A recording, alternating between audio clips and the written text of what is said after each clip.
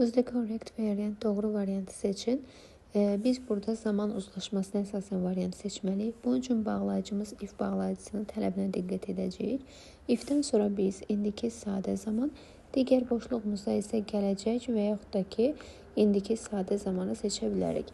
Və ikinci boşluğumuzda sadə zamanın olduğunu biz C variantı, D variantı və Y variantında görmüş oluruq.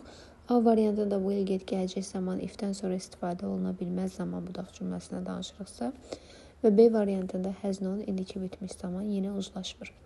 C variantındakı səhvliyimiz birinci tərəfdə got keçmiş sadə zamandır və ifin uzlaşmasında indiki sadə ilə keçmiş sadəni verə bilmərik.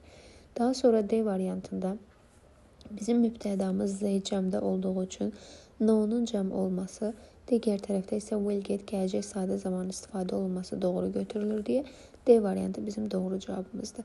Y variantındakı səhvliyimiz isə mübtədamız Z cəm olduğu halda knows üçün şəxsin təkində verildiyi üçün uzlaşmamız pozulur və Y variantı avtomatik səhv olur.